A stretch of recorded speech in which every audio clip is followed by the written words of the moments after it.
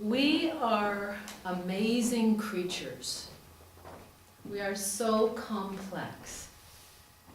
God makes us capable of knowing divine mysteries. God makes us capable of going so low and losing our way.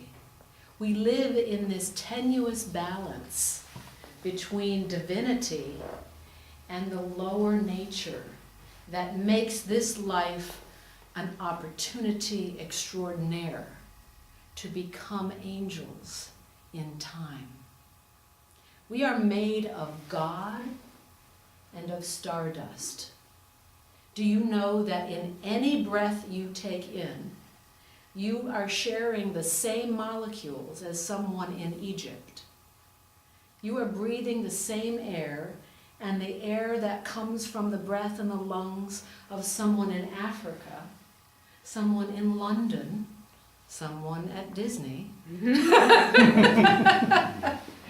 that we, in any breath in, we take in what so many people also breathe out. And a piece of us goes to them, and they come to us. We are amazing creatures, and we have within us divinity and stardust. We also have within us a great array of affections. We have affections for all kinds of things, don't we? In Emanuel Swedenborgian theology, we categorize affections in two basic ways. One would be natural affections, earthly affections, and a whole array of those, innumerable, beyond count. And we have within us what Swedenborg would call spiritual or higher affections. Our love for God, our love for each other, our love to be of service. And there are innumerable ways that those affections in us are lived. And what is so creative and unique about each one of us is we have all these affections going on inside of us. And we are here to make choices about those affections. So what are those in particular? Our natural earthly affections in and of themselves, they stand apart and they represent things in us that aren't so good, really. But in the big picture, we must have these affections so that we grow and we become more spiritual over time. So what are those natural affections? Love for power. Who here loves to be in control? Mm-hmm. Yeah. I mean, we see it displayed in minor ways, and we see it on the world stage. We see it in politics. We see it in money. We also have a love for money. We have a love for things. We have a love for fame. I was just listening to Perry, and Alan and I were talking, and Tom, the other day, celebrating his birthday early, we were talking about Isaac Newton. And Perry was saying this morning that Newton, and Alan was saying he was a peculiar guy. Mm-hmm. Perry was saying that Newton, near the end of his life, he wanted the notoriety of his inventions and his mind contributions to humanity. He wanted that notoriety. He wanted that fame. We don't know Newton. We can't judge that. We don't know what he had in mind there. But we know that we all, great and small, we all have appetites and affection for power and dominion over, not with, but dominion over others. We have affection for things and money, for fame. And we also have a lower part of our nature that, with sex, detached from love. Mm-hmm. So we have all these natures inside of us, innumerable to count, beyond count. And then we have these affections, on the other hand, these affections for God and all the beautiful things that take place inside of us. These perceptions that God gives us of His holiness. and of our place in the grand scheme of it all. Moments, God moments, where you feel like you're actually knowing God a little bit. That God is displaying or presenting himself in a way that brings you great peace. That gives you a sense of connectedness to others. That gives you a sense of purpose beyond yourself. So we are given this affection for God. And we're given this affection for each other. The closeness in this congregation is tangible. And it's just a microcosm of your connections beyond this place. And of your influence and of the goodness that you share. And then we have an affection to be of service. I don't know about you, but I feel a shift in the room when we talk about the ways that we serve the veterans. When we talk about the children and how we can help the children grow up with values and love. You know, reaching beyond self and serving beyond self, that's an affection that we're born with. And we're each a unique mix of innumerable affections. Joseph and his brothers correspond to these affections, plain and simple. Interesting, isn't it? What's interesting also is that the lower affections, stay with me now, the lower affections for power or control, dominion over others, for things and money, for fame, for sex detached from love, all of these affections are threatened by the higher affections. What happens in the story? Therein was reading how you can just feel the animosity of the brothers to Joseph. And these lower affections that we have, this is great stuff. These lower affections that we have, there is a sense in which when we're in them, we want to stand apart. We want to be separate from others. When we are giving dominion over another, it is not a be with moment. It is, I have control over you in my mind to you, or your body. I have control over your body. Or if we are stuck in things, we are separate, we're standing apart, we are not with other. So there is a sense in which these lower affections want to stand apart, they want to be alone, and there is a sense in which that is inferior. Notice the brothers' behavior. They didn't want Joseph to be favored. They didn't want Joseph to be royal. And so there was an action on their part to take him down. This is so valuable for us today. Why is this important? Why? Because if we look at what happened to Joseph, we see how we sabotage our spirituality every day. Not because we're bad, not because we're to be shamed about that, but rather look at the dynamic. Swedenborg gives us a very meaningful psycho-spiritual theology here. He's basically saying we have within us Joseph, who represents the divine.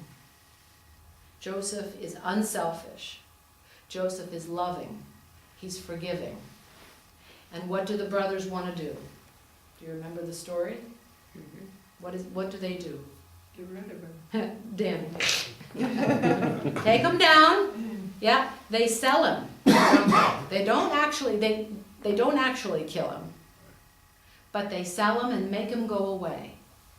And guess what our lower affections do to our spiritual affections? Mm-hmm. So we might be going along and feeling very close to God. We might be living a virtuous life on any given day. And then all of a sudden a little voice comes in and says, this is getting boring. Let's mix it up. Let's sell Joseph. Let's get rid of God and the service of others and the love for others, because it's my time. That's the dynamic of the brothers in us. And so what actually happens in the story, Joseph does get sold, which is interesting. God allows that. The spiritual nature in us sometimes goes away, and we must go through a time of brothers. I could even say sisters. Let's include women. Naughty women too. It's naughty women, and there's a Josephette. But here is the important thing, is the awareness of this dynamic is key here. Because if we understand that we are created, we're wonderful creations. We are complex, and the mysteries are all inside of us. And so here we are, we're created to have both kinds of affections. We have affections for all these earthly, natural things. God deemed it so. And we have all these higher affections going on inside of us. And that all of these mixing inside of our thoughts and our feelings. We have an interesting ground to search. And to be aware that we have these is really important, as it should be. It is the design of existence. It is your design. And it doesn't mean you're bad. And it's not something to shame any of us about. All of the things I listed, we all experience. Too much emphasis on money, too much emphasis on sex, too much emphasis on self, too much emphasis on things. You ever get caught up in thinking, I don't have as much as that person, or I have too much, I got to get rid of it all. It can be as simple as a thought that doesn't go away. Poor me. Poor me. So these are a part of how God created us, all these affections and loves for things. And it's the design of who you are. God made you to be. And let's think about Jesus. Think about that it took him 33 years. And this is about Jesus' process too. It took him 33 years to get to the point in his creation and his development that he was ready to ride the donkey into Jerusalem at the start of Holy Week. Why is that relevant with Joseph and his brothers? Because Jesus riding the donkey wasn't just a cultural activity at that time of a king riding in on the donkey. Symbolically, the donkey represents all of that earthly nature that we are given. And Jesus, as the divine one, isn't killing the donkey. He doesn't say, kill that donkey, kill your lower nature. He's riding it and holding the reins. So that the goal then, and this is the whole point here of Joseph and his brothers as well, the goal is to choose the higher affections in your life and to let the lower affections serve your higher affections. So that is the message. The real miracle and the hope for your life and for anyone that you're worried about, don't worry about anybody. I know it's easy to say. You're all sitting here and you're thinking about somebody who's in real trouble. Or maybe you know of somebody who's been in trouble. Don't worry. Don't worry. Why? Well, first of all, because Jesus said, let today's worry be enough for its own sake. But here's another point. Even though Joseph gets sold and he's put into prison in Egypt, far away, the Lord waxes him. What do I mean by that? He preserves Joseph in prison and he strengthens him while he's in prison. That means that no matter what our lower natures do to ourselves and to others, and no matter what others do to us, the Lord is taking care of the imprisoned spiritual nature and growing it in us. Nonetheless, even though everything on the outside appears as though the brothers won. And next week, we're going to be hearing about Joseph in prison. It's going to be an amazingly inspiring lesson, because it's about all those times when we're sick and we just want to give up, or maybe somebody we love is emotionally in prison, or maybe we're in prison and we can't seem to be happy anymore and we get depressed. The important thing is to remember that God is preserving and strengthening and growing Joseph. And in the end, what wins? The nature that forgives. Because Joseph could have easily just completely rejected as king and ruler. He becomes a king. He could have easily destroyed his brothers who tried to destroy him. But it is the character quality of Joseph, which really is a foreknowledge of Jesus. It's the character of Joseph as one who forgives that ends up becoming a king. And everything that seems to go wrong on the outside doesn't appear to limit anything. Because when we're talking about the divine itself, it isn't bound by time and space. So we, in any moment, we can be worried about someone we love. But God is waxing that person nonetheless. Beyond our sight and sense, there's something going on in the spiritual nature of every person. We are amazing creatures.